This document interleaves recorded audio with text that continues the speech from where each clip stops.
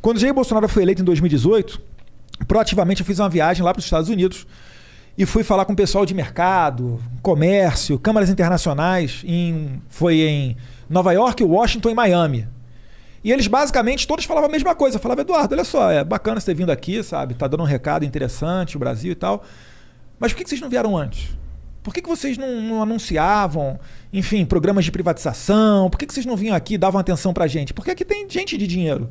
E os Estados Unidos é muito semelhante ao Brasil, que em termos de democracia, liberdade, ou pelo menos era até pouco tempo atrás, né? E, enfim, era uma crítica que eles faziam. Por que era? O que se perdeu? Não peguei isso. É que, na verdade, virava-se as costas. O pessoal de esquerda... porque prenderam o Daniel Silveira. É foda, né? Mas, enfim, voltando ao tema. Porque virava as costas para os Estados Unidos e privilegiava a relação com a China, o que não está errado. A China tem muita oportunidade para ser aproveitada. Só que a China, por quê? Porque a China é liderada pelo Partido Comunista. Assim como privilegiava com a Venezuela, por quê? Porque é o Maduro bolivariano. Assim como era com Cuba, por causa dos os irmãos Raul e Fidel Castro. E mas assim o seu argumento é que seria que o Brasil tem que ter uma relação institucional com esse país, não por ideologia. Sim. Mas tem que ter institucional com a China. Não dá para você fechar a cara para a China. Claro. Não, a China... 80% da soja que a gente exporta vai para a China. E deve ser difícil, né? Porque, imagino, a China realmente tem uns problemas no sentido que eles têm um governo ditatorial. Não é democracia, não é o que a gente está acostumado. Então, eu, como cidadão, como cara leigo, eu fico meio preocupado com a China crescendo muito, porque enquanto ela é um parceiro comercial e está aumentando o nosso mercado, eu acho ótimo. Mas a partir do momento que ela quer exportar um pouco da cultura deles no sentido de autoritarismo e dessas coisas, aí eu já não acho tão legal, entendeu? E isso me preocupa um pouco. Será que eles estão nessa vibe? Cara, eu não confio em ninguém com poder absoluto. Tá ligado? A China ela tem um plano de poder desde os anos 40, né? Mais especificamente em 49, quando Mao Tse-tung fez a revolução lá, de que em 100 anos seria o principal país do mundo, em termos econômicos e militares. Né?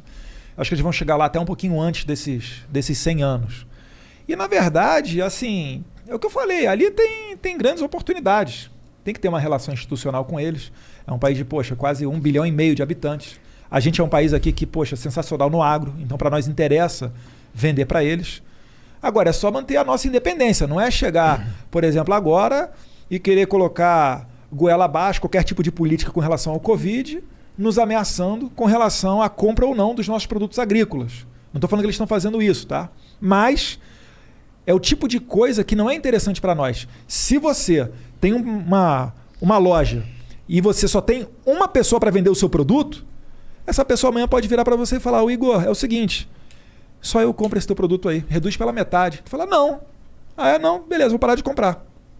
Entendeu? Assim como era interessante você no mercado de ações investir numa ação só, no mercado mundial, que se joga esse jogo da geopolítica, não é interessante você ter só um comprador ou só um vendedor. Com certeza. Então o nosso trabalho é diversificar. É ter comércio com a China, com os Estados Unidos, com a União Europeia, com os árabes, com Israel. Enfim, é fazer aquilo que tem lógica de mercado e não fazer o que tem lógica de ideologia.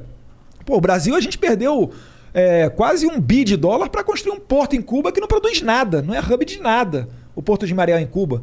A gente gastou, mais de 15 bi de real mole em Abreu e Lima, que não refina nada. E olha o problema que a gente está vivendo hoje com a Petrobras.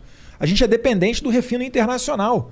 É por isso que tem essa questão toda. Uhum. Não se pode abaixar, a Petrobras não pode abaixar tanto o preço, a ponto que fique desinteressante do investidor internacional mandar para cá o produto dele, porque senão ocorreria desabastecimento, mas também não pode elevar tanto a ponto de acabar com a nossa economia. Então são questões sensíveis que estão jogadas.